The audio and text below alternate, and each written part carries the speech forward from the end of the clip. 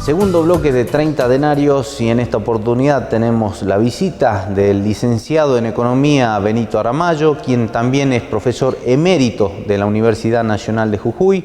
Le damos la bienvenida y muchas gracias por estar presente por primera vez en 30 denarios con una temperatura de 40 grados, profe. Gracias, Marco, por la invitación y lo que acabas de decir justifica mi atuendo. Así es. La verdad que con 40 grados uno trata de aliviarse. Hay que animarse a salir a la calle con 40 grados, ¿no? Así es. Bueno, profe, la verdad que un placer tener su presencia y bueno, hablar de temas económicos, hablar de esta coyuntura económica post elecciones 27 de octubre. ¿Cuál es la perspectiva, cuál es la visión que se tiene respecto de esta situación que se ha tomado como primer medida la restricción de las compras de la moneda norteamericana dólar? Bueno, primero tendríamos que poner el marco general de la situación económica y política de nuestro país. El país, desde el punto de vista económico, está muy mal, porque lo que se ha deteriorado notoriamente es la capacidad de producción que tiene la Argentina. Y al mismo tiempo las condiciones sociales se han agravado notoriamente en los últimos años.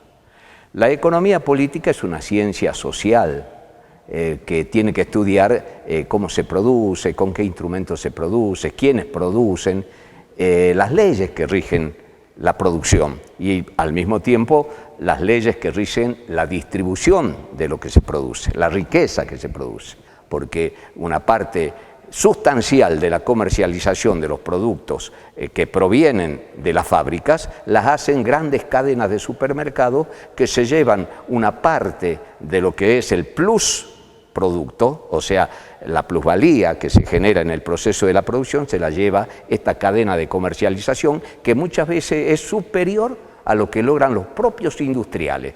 Por lo tanto, estamos ante un problema, que no hay incentivo para la producción. Y al mismo tiempo, el Estado se ha ido apropiando cada vez más de esa parte de la riqueza nacional a través de los impuestos para hacer funcionar un Estado cada vez más grande. Licenciado, ¿cómo se hace para evaluar esta reciente medida que se ha tomado respecto del dólar? Bueno, a eso quería llegar. La situación política está tiñendo también todo lo que va a ser la transición de un gobierno que se va y un gobierno que asume el día 10 de diciembre. Ustedes conocen de que entre el jueves y el viernes se fueron del Banco Central aproximadamente entre 2.700 y 3.000 millones de dólares. Solamente el día viernes hubo una sangría del Banco Central de dólares estadounidenses por un monto aproximado de 1.800 millones de dólares. Si no se hacía el anuncio de que se ha puesto un nuevo cepo, el cepo de los $200 por ciudadano, por persona física, que a través de la red bancarizada, del e-bank, puede sacar $200 por mes. Y el ciudadano de a pie que va a la ventanilla de un banco solamente puede sacar $100 por mes. Esto ha sido motivado porque si seguía la fuga del Banco Central para vender dólares hacia los compradores que estaban ansiosos por proteger sus ahorros de pesos, pasarlos a dólares, en 4 días, en esta semana, el Banco Central se podría haber quedado sin reservas netas, porque si uno hace las cuentas finas de la posición que tiene el Banco Central en materia de reservas, llega a la conclusión, leyendo los informes del Banco Central, que lo neto, sacando la parte que son ahorros en dólares de la población, sacando lo que hay de Schwab, de moneda china, sacando lo que hay de otros activos que tiene el Banco Central, lo neto que hay para disponer de efectivo eran aproximadamente 8.000 millones de dólares. Si no se hubiese tomado la medida de poner este cepo de $200 por mes, si seguía el ritmo del día viernes pasado, estaríamos en una semana con reserva cero. ¿Por qué? Porque el saldo de la balanza comercial, que es la diferencia entre lo que se exporta y lo que se importa, que son necesidades de importación que tienen que ver con la producción interna.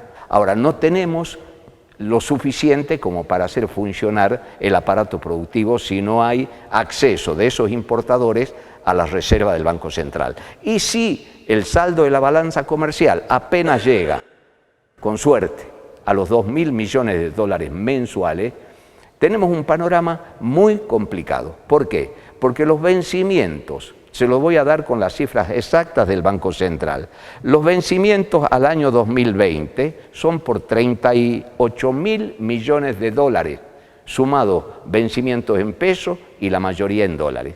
Una parte de estos vencimientos están en moneda local y en dólares, aproximadamente 28.000 millones. Estos se rigen por ley argentina, pero hay una parte de la deuda que vence en el año 2020 que se rige por ley extranjera, son aproximadamente 12.000 millones de dólares. Es decir, sumando todas las deudas que tiene ley argentina y las deudas de ley extranjera, estamos rondando los 40.000 millones de dólares de vencimiento el año que viene. Y si el país no tiene saldo de la balanza comercial en condiciones de tener dólares propios, no va a poder acceder al crédito en un momento donde el riesgo país está en 2.200 puntos. Esto para que la audiencia de 30 denarios sepa qué significa. Si yo tengo un riesgo país de 2.200 puntos, quiere decir que a la tasa promedio de los créditos internacionales del 2 o 3% anual hay que sumarle 22 puntos, porque por cada 2.200 se corresponden 22 puntos más de tasa de interés. Estaríamos pagando 25% de tasa de interés por el endeudamiento para cubrir esta deuda. Imposible. El país no puede funcionar así. Pero hay un tema, Marcos, que interesa para el tipo de programa. ¿Cuál es la salida inmediata a esta situación que puede decirse que es de extrema crisis? Primero hay que reconstruir la capacidad de consumo de la población a través de inyectar ingresos, es decir, salarios, jubilaciones, pensiones, asignaciones por desempleo o por hijo, al circuito de la población que necesita tener un poco más de peso en su bolsillo. Al tener un poco más de capacidad de gasto, es decir, de consumo, se reactiva la industria, porque la industria argentina abastece el 80% de lo que es el circulante de bienes que produce la economía argentina. Somos un país en donde ese 80% es provisto por pymes y también por empresas medianas y grandes. Si esto no se reanima es porque no existe demanda de consumo. Le anticipo algo, Marcos. Hay varios informes muy importantes en Estados Unidos de Norteamérica, dice que en los próximos 6 meses la economía norteamericana puede entrar en un proceso recesivo.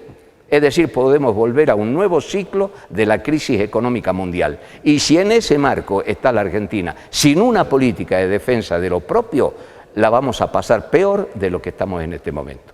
Muchísimas gracias por sus conceptos, licenciado Benito Aramayo, y bueno, de esta manera también sirve porque sabemos que hay que dinamizar nuestra economía para generar mayor cantidad de consumos, especialmente en nuestra provincia, que tanta falta nos hace también. Sí, en nuestra provincia particularmente, porque lo que se mueve en la provincia es lo que es tradicional, mayoritariamente empleadora, ¿no? El azúcar, el tabaco, la minería en parte, pero también existen otras ramas de la producción que aportan a lo que es la historia económica de Jujuy. Tenemos que agrandar esto, en serio, ¿no? Logrando de que tengamos, en vez de 80.000 cabezas de ganado, tengamos 500.000 que abastezca de carne a Jujuy, de leche, de lácteos, de chacinado. Es decir, son planes de producción que realmente tienen que ser tomados en serio y tienen que hacerse de manera científica y profesional. Así es. Muchísimas gracias, licenciado. No, gracias, Marco, por la invitación. La pausa.